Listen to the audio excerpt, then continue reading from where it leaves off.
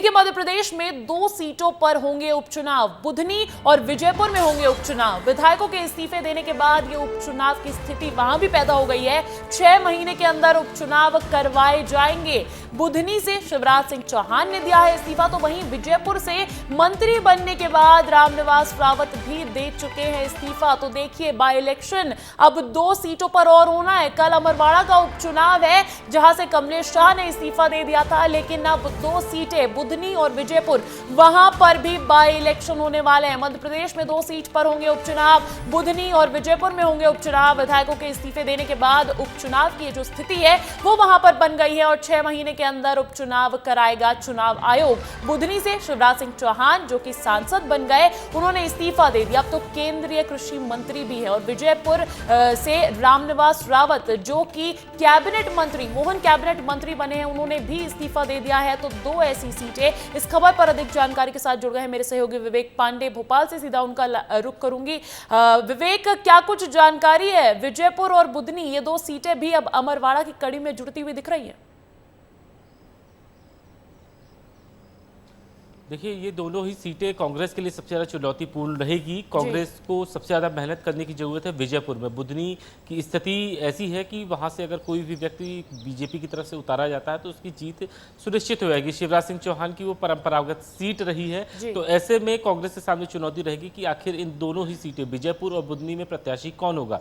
कांग्रेस से लगातार विजयपुर से रामनिवास रावत जीतते आ रहे हैं, 6 बार के विधायक हैं, लेकिन लोकसभा चुनाव के बीच में कांग्रेस छोड़कर बीजेपी में शामिल हो गए और अब मोहन सरकार में मंत्री हैं। ऐसे में कांग्रेस के सामने ये चुनौती रहेगी कि कोई भी एक ऐसा उम्मीदवार मिले उन्हें जो कांग्रेस की तरफ से मजबूती से लड़ सके, और यही स्थिति बुधनी के लिए भी रहेगी।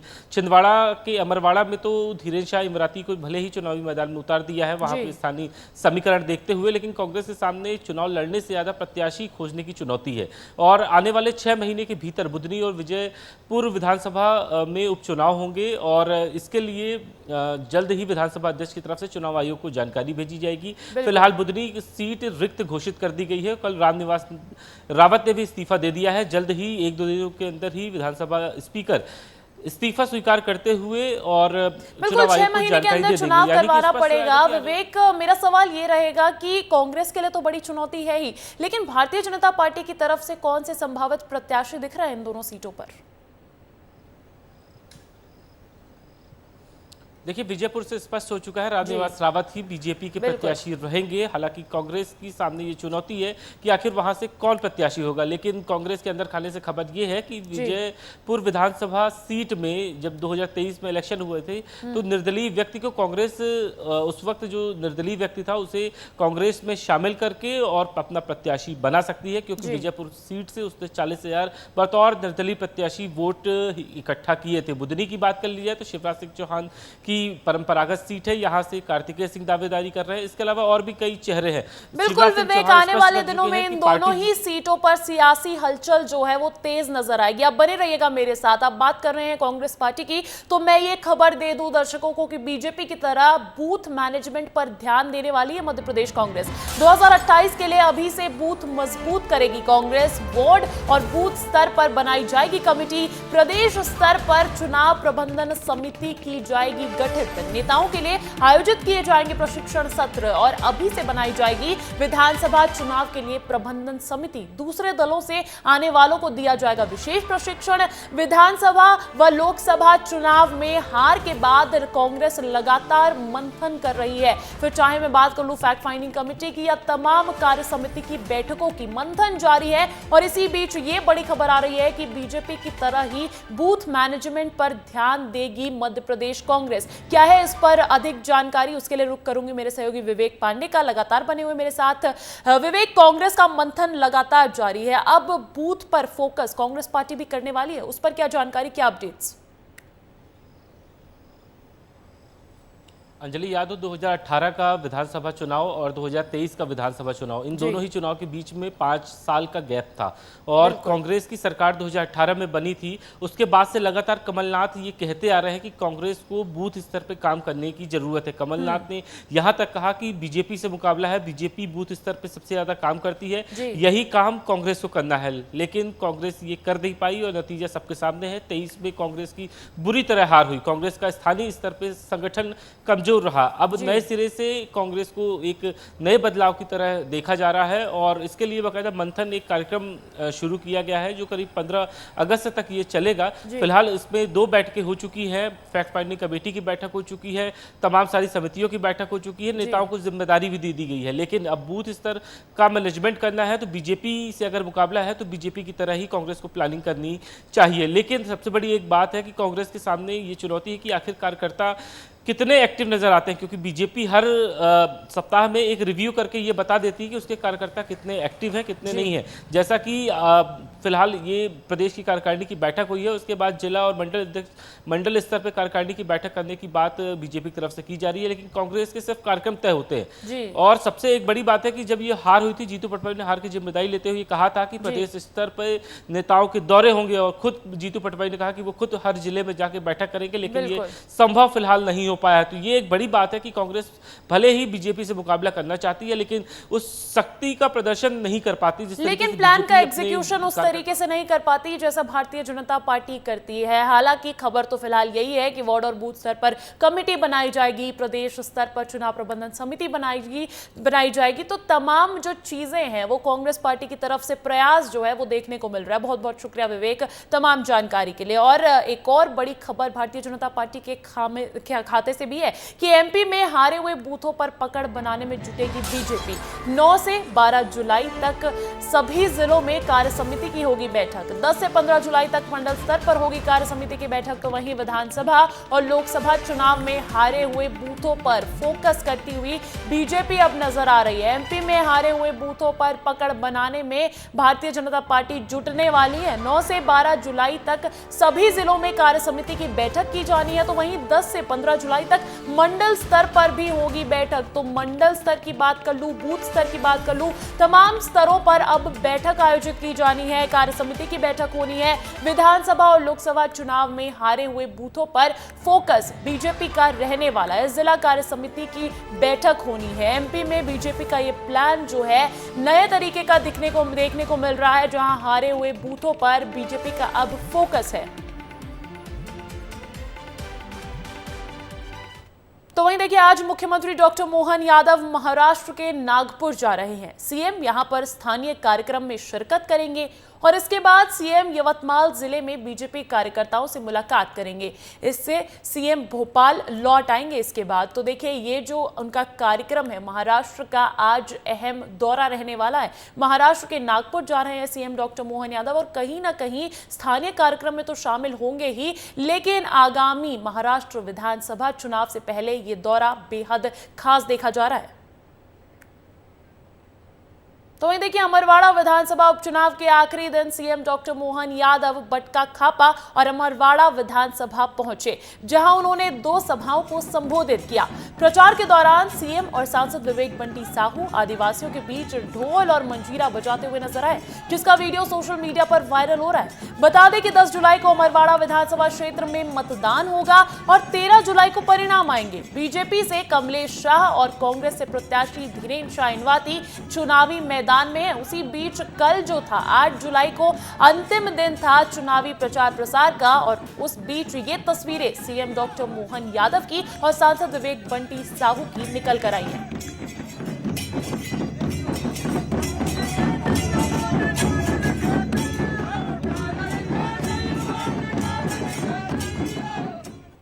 तो वहीं देखिए, छिंदवाड़ा के अमरवाड़ा में सीएम डॉक्टर मोहन यादव की संवेदनशीलता भी देखने को मिली है। 2 तरीके की तस्वीर हम आपको दिखा रहे हैं। प्रचार करने पहुंचे सीएम मोहन यादव ने अपना काफिला रुकवाकर एक पीड़िता से उसकी समस्या सुनी, साथ ही कैंसर की बीमारी से जूझ रहे उसके पति का हर संभव इलाज कराने के भी निर्देश दिए हैं। तो देखिए, ये तस्वीर भी अमरवाड़ा से ही निकलकर सामने आई है। जब वो वहां चुनाव प्रचार प्रसार करने पहुंचे थे तो बेहद संवेदनशील तस्वीर भी देखने को मिली, जहां पर पीड़िता से मिले और कैंसर से जूझ रहे उसके पति की हर संभव मदद करने के निर्देश भी सीएम डॉक्टर मोहन यादव ने दे दिए हैं।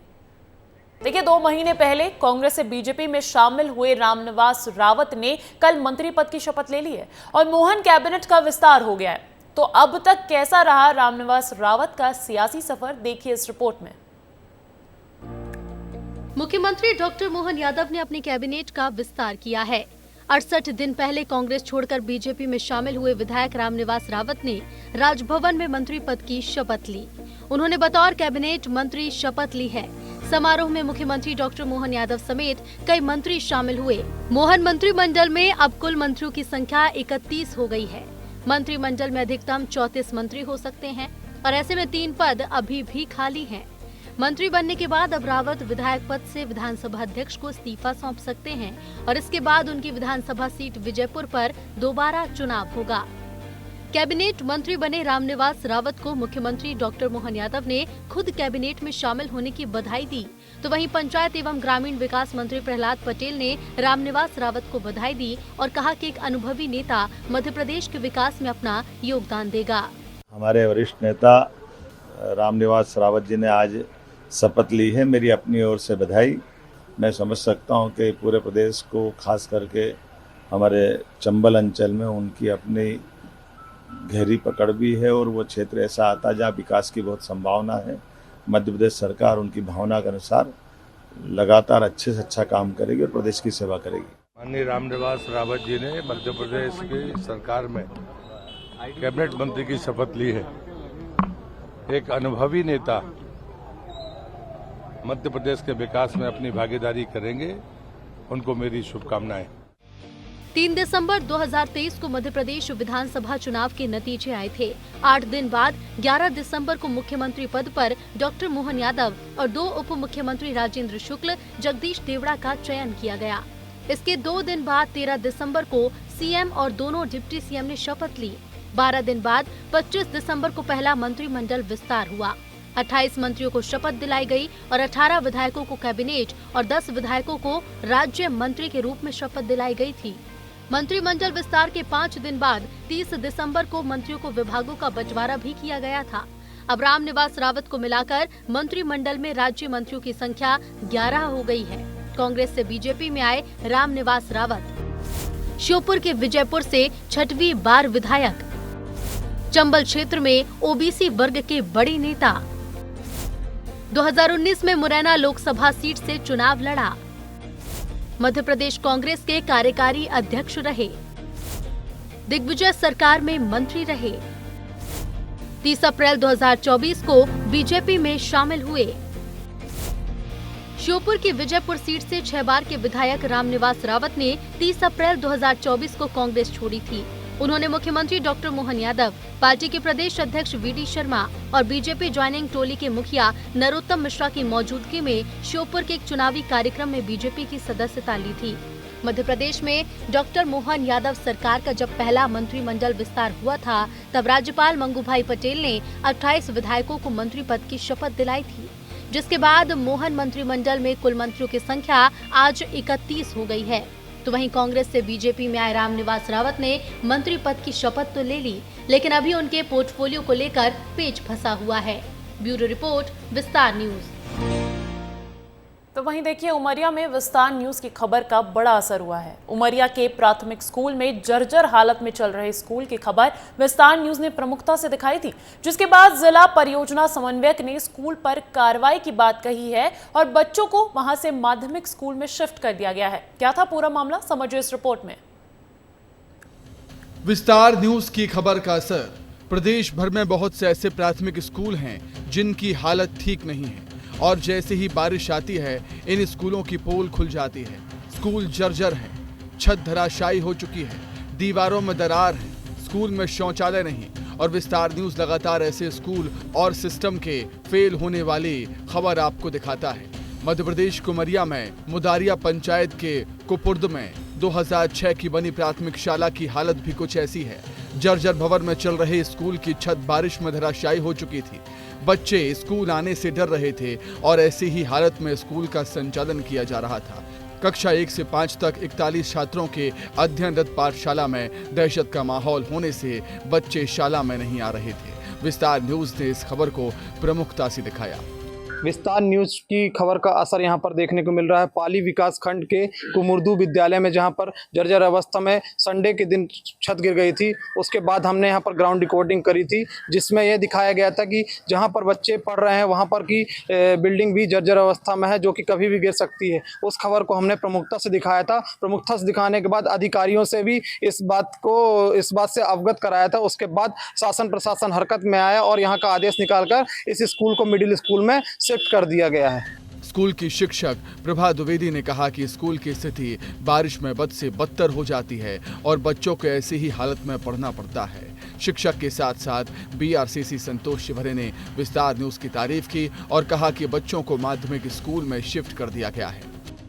प्राथमिक विद्यालय कुमुर्दू एक तो भवन गिर गया है, दूसरा क्षतिग्रस्त है, जिसमें बच्चों को बैठाना कठिन था। पानी बरसात के मौसम में पानी गिर रहा था, जिससे पूरे बैग गीले हो जाते थे। बच्चों को बैठने की जगह नहीं रहती थी, शिक्षक के बैठने की जगह नहीं रहती थी।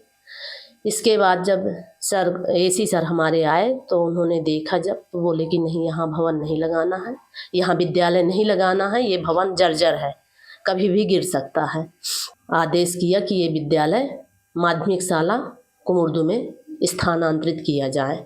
विस्तार न्यूज ने प्रमुखता से खबर चलाई थी कुमुर्दू विद्यालय का, जो भवन ज़मीन पर गिर गया था और जहां लग रहा था विद्यालय वहां भी जर्जर स्थिति में थी। तो अधिकारियों ने हम रिपोर्ट के आधार पर ध्यान दिए और भवन को माध्यमिक विद्यालय कुमुर्दू में शिफ्ट कर दिया गया है। बच्चे वहीं बैठ रहे हैं। इस मामले पर बात करने के लिए हमारी टीम जिला परियोजना समन्वयक के पास पहुंची और उन्होंने विस्तार न्यूज को श्रेय दिया और कहा, विस्तार न्यूज की खबर दिखाए जाने के बाद कलेक्टर ने मुझे निर्देश दिए, जिसके बाद स्कूल का दौरा किया गया और अब स्कूल को डिसमेंटल करने का काम किया जाएगा। आपकी विस्तार न्यूज ने जो कुमुर्दू के प्राथमिक शाला की न्यूज़ चलाई थी, उसके बाद कलेक्टर महोदय ने भी मुझे निर्देशित किया था। उसका भ्रमण किया गया, आकलन किया गया, क्योंकि पहले से भी हमारे आकलन में था और पीडब्ल्यूडी ने उसको सर्टिफिकेट भी दिया है, उसे डिसमेंटल करने की कार्रवाई की जानी है। पर अचानक आकस्मिक रूप से वो संडे को वो बिल्डिंग जो गिर गई थी, उसके बाद उन बच्चों की सुरक्षा को ध्यान में रखते हुए वहीं निर्मित माध्यमिक शाला है हमारी, यहाँ बच्चों को शिफ्ट कर दिया गया है और उसके डिसमेंटल के लिए पंचायत को लिखा जा रहा है। विस्तार न्यूज की खबर दिखाने के बाद पूरा प्रशासन अलर्ट पर आ गया है और अब बच्चों को कुपर्द माध्यमिक स्कूल में शिफ्ट कर दिया गया है। विस्तार न्यूज के लिए चंदन श्रीवास की रिपोर्ट।